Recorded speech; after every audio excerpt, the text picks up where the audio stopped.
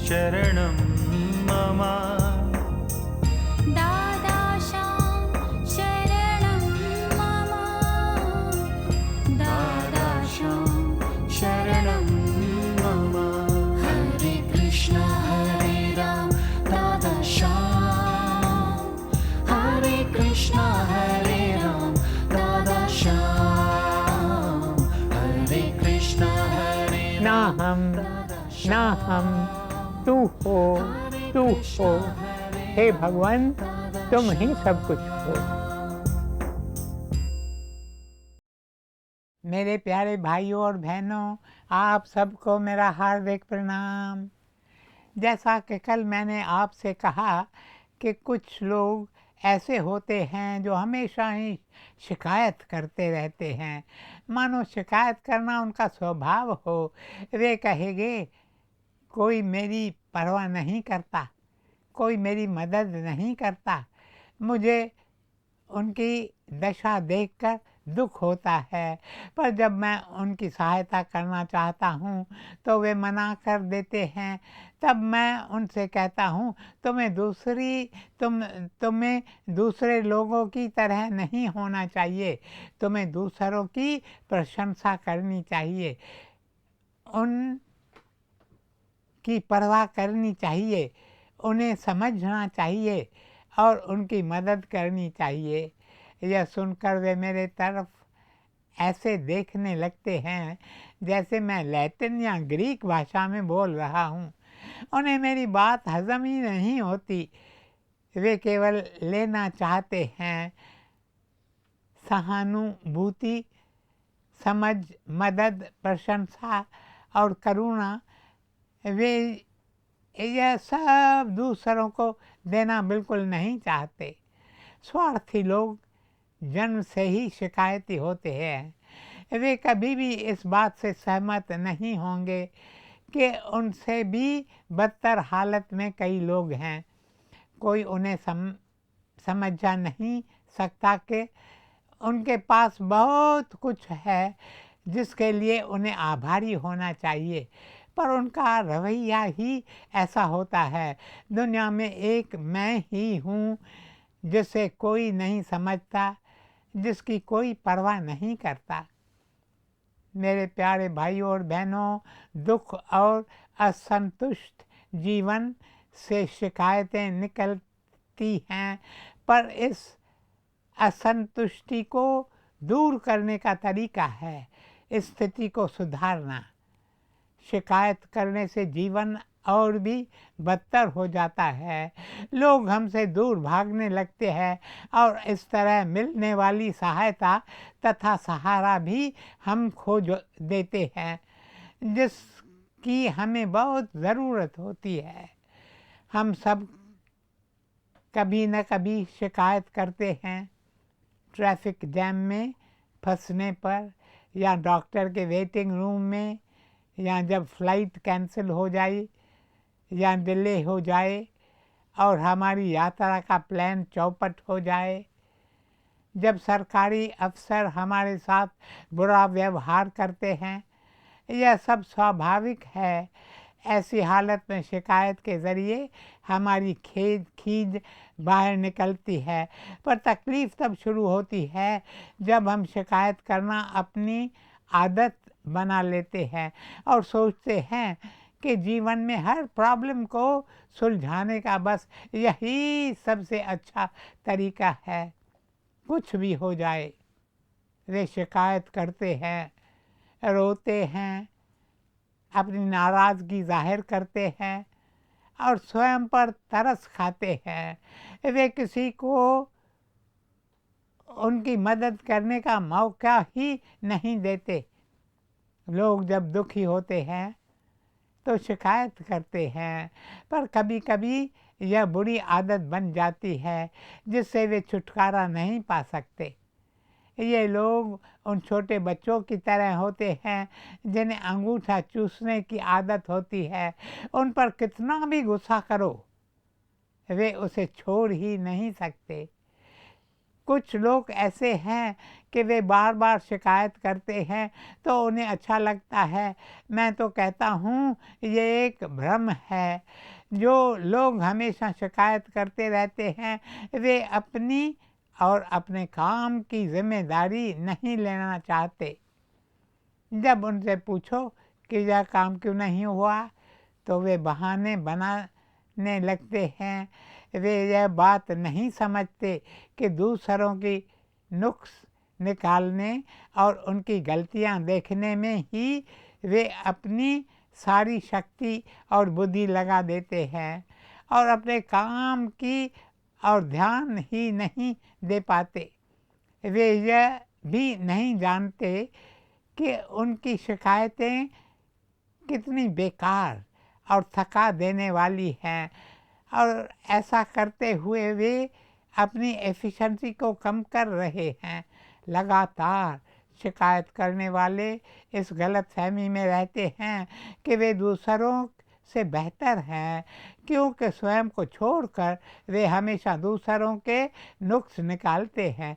पर वे नहीं जानते कि असल में वे अपने दोस्तों को खो रहे हैं और ऐसा करके वे अकेले ही रह जाएंगे। ज़रा उनकी कुछ शिकायतें सुन लीजिए। पहली, मैं अधिक काम करने से थक गया हूँ, ये मेरे बॉस की गलती है। कोई इनसे पूछे ये अपना समय बेकार की बातों में क्यों गंवाते रहते हैं। दूसरी, मुझे आने में देर हो गई, इसमें पब्लिक ट्रांसपोर्ट सिस्टम की गलती है। ज़रा पूछो ये घर से जल्दी क्यों नहीं निकलते। तीसरी, मेरा काम पूरा नहीं हुआ, इसमें मेरे सबऑर्डिनेट्स की गलती है, आप उन्हें ढंग से लीड क्यों नहीं करते। चौथी, मेरा काम सबसे मुश्किल और बोरिंग है, आप दूसरों को आगे क्यों नहीं आने देते। पांचवी, भ्रष्टाचार के कारण मेरा प्रमोशन नहीं हुआ। क्या आपने अपना परफॉर्मेंस रिकॉर्ड देखा है। मेरे प्यारे भाई और बहनों, हमें जो गलत है उस पर ध्यान न देकर जो सही है उस पर ध्यान देना चाहिए। हमें दूसरों की गलतियों को नहीं देखना चाहिए पर उनके गुणों को देखना चाहिए और उनकी प्रशंसा करनी चाहिए। पहले तो तुम अपने आप को संभालो। हक नहीं तुमको बुराई औरों में निकालो। बुरा है बुरा जग में बताना किसी का।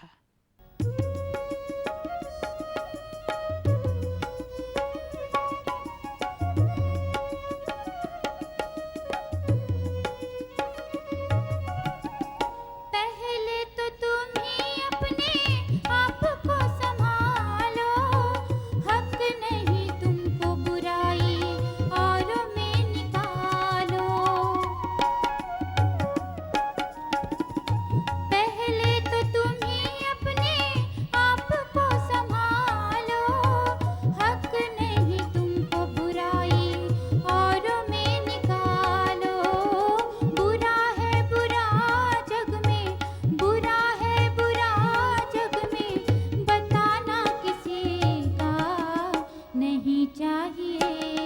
दिल दुखाना किसी का नहीं चाहिए।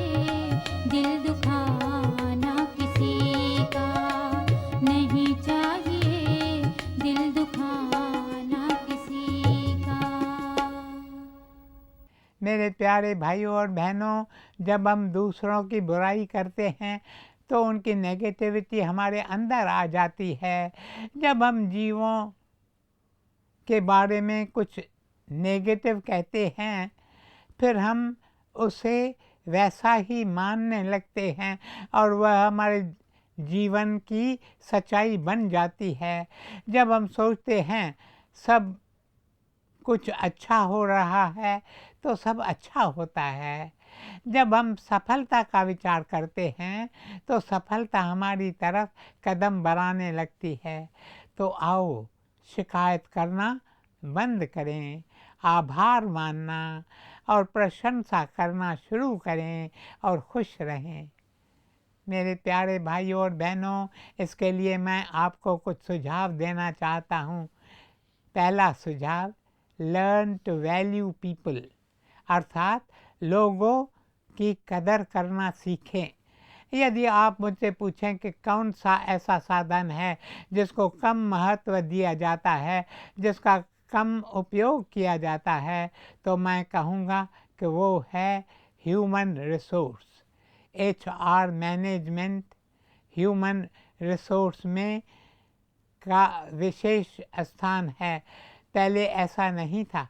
कंपनी में या किसी भी ऑफिस में बस गिने चुने लोगों को ही महत्व दिया जाता था, लेकिन आज अगर आप लोगों की कदर नहीं करते तो वे आपको छोड़कर चले जाते हैं। हाल ही में मुझे एक मित्र ने, जो बिजनेसमैन है, उसने बताया कि रिसर्च के द्वारा ये साबित हो गया है कि आपका अपने कर्मचारियों के साथ व्यवहार और आपकी कंपनी के प्रॉफिट्स, इनका आपस में सीधा संबंध है। जब लोगों की प्रशंसा की जाती है, उनकी कदर की जाती है, तो वे अच्छा काम करते हैं। इसका सबसे अच्छा तरीका है कि माहौल ऐसा बनाया जाए जहाँ पर उनकी कदर और प्रशंसा की जाए, ताकि काम करते हुए वे खुशी महसूस करें। बदकिस्मती से मैं बहुत से ऐसे बॉसेस को जानता हूँ जो अपने नीचे काम करने वालों की प्रशंसा या कदर करना नहीं चाहते। उन्हें लगता है कि जब कर्मचारियों को वेतन मिलता है तो उनकी तारीफ करने की क्या ज़रूरत है। और दूसरा कारण यह है कि यदि उनके काम की प्रशंसा करो तो उन्हें प्रमोशन की उम्मीद हो जाती है, इसलिए उनके अहम को बढ़ावा क्यों दें। अफसोस, लोग प्रशंसा करने में कितनी कंजूसी करते हैं। एक मैन पावर कंसल्टेंसी फर्म ने एक बड़े शहर में 58% कर्मचारियों का इंटरव्यू लिया, जिनसे पता चला कि उन्हें उनके अच्छे काम के बदले बॉस की तरफ से एक थैंक यू नोट भी नहीं दिया था। विलियम जेम्स ने कहा है, इंसान की सबसे गहरी अभिलाषा है प्रशंसा की चाह। प्रशंसा से लोगों का आत्मसम्मान बढ़ता है और इससे उनमें काम करने का उत्साह बढ़ता है और वे अपना काम समय पर पूरा करने की इच्छुक होती है। लोगों को अपनी कंपनी या ऑफिस में बनाए रखने के लिए केवल बोनसेस या पर्क्स काफ़ी नहीं हैं। हमें उनकी काबिलियत और आत्मसम्मान का भी ध्यान रखना चाहिए। प्रशंसा करने के कोई पैसे नहीं लगते, कोई खर्चा नहीं होता, किसी भी वक्त कहीं भी इसका उपयोग किया जा सकता है। दरअसल MBA के विद्यार्थियों द्वारा की गई रिसर्च के दौरान पता चला कि आजकल फ्रेशर्स प्रशंसा को वेतन से ज़्यादा महत्व देते हैं। एक सफल बिजनेसमैन अपने कर्मचारियों को कर्मचारी नहीं पर संपत्ति का दर्जा देता है। जब कर्मचारी के साथ अच्छा बर्ताव होता है, उसका सम्मान होता है, तो वह संतुष्ट रहता है और ज़्यादा मेहनत से काम करता है और उसका आत्मसम्मान बढ़ जाता है। वर्कर्स का हौसला और मनोबल बढ़ाने के कुछ साधारण नुस्खे बताता हूँ। पहला, शब्दों में या ऑफिशियल लेटर्स और नोट्स के द्वारा उनका धन्यवाद करें। दूसरा, उनके साथ सलाह मशवरा करें और उनके सुझाव लें। हो सकता है आप उनसे सहमत न हों, पर आप ये तो जान पाएंगे कि वे क्या सोचते हैं। तीसरा, उनके साथ हंसी मजाक करें, चुटकुले सुनाकर उनके साथ मुस्कराएं और हंसें। चौथा, जन्मदिन पर उन्हें शुभकामनाओं का नोट या कार्ड भेजें। पांचवा, उनकी ज़रूरतों का ख्याल रखें। छठा, पुरस्कार दे कर उन्हें उत्साहित करें। सातवां, यह ध्यान रखें कि लोगों से उनकी क्षमता के अनुसार ही काम लें। हर व्यक्ति की क्षमता अलग होती है। आठवां, लोगों पर सारा समय नज़र न रखें, उन्हें कंट्रोल न करें, केवल सही दिशा दिखा दें। नौवां, अच्छे कर्मचारी की मीटिंग में सबके सामने प्रशंसा करें। मैं आपको याद दिला दूं कि ये बातें केवल आपके वर्कर्स पर ही लागू नहीं होती, अपितु आपके ग्राहकों और सप्लायर्स तथा अन्य लोगों पर भी लागू होती हैं। अंग्रेज़ी भाषा के प्रसिद्ध लेखक सोमरसेट माहम के संबंध में एक रोचक किस्सा है। स्पेन में उनकी पुस्तकें छपीं और बेची गईं। उन दिनों स्पेन का कानून लेखक को पुस्तकों की रॉयल्टी देश से बाहर ले जाने की अनुमति नहीं देता था। माहम ने सोचा वह स्पेन जाकर छुट्टियां मनाकर अपना सारा कमाया हुआ धन वहीं खर्च कर देगा। वह स्पेन गया, वहाँ से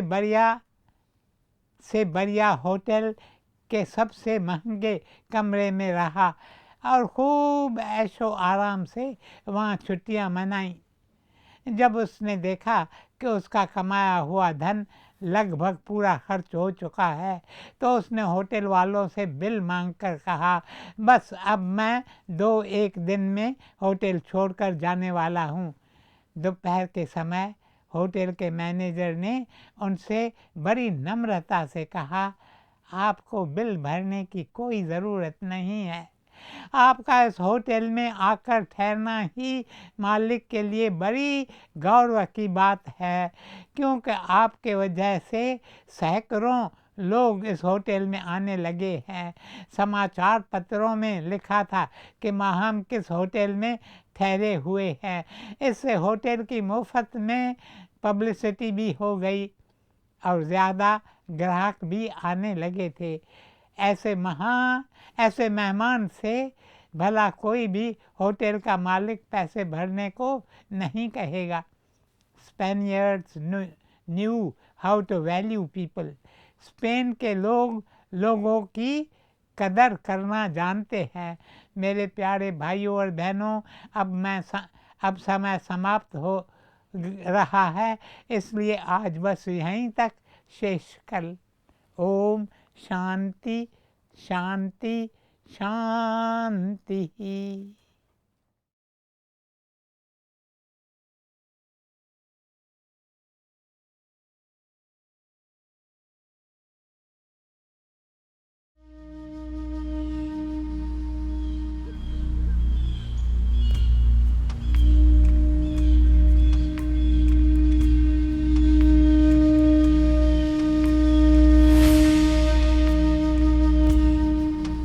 सुख सागर में आके मत जाओ रे प्यासे, मत जाओ रे प्यासा प्यारे।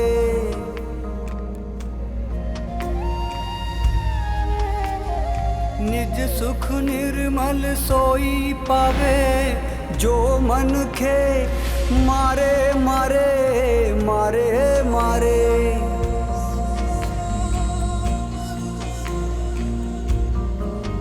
सुख सागर में आके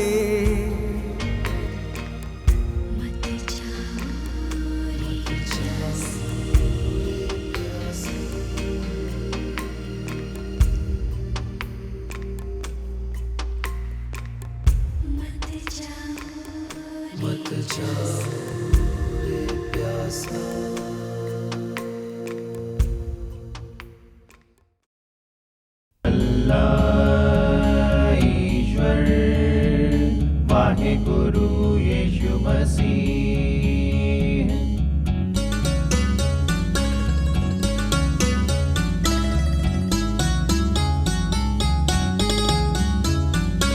असतो मा सद्गमय तमसो मा ज्योतिर्गमय मृत्योर्मामृतं गमय।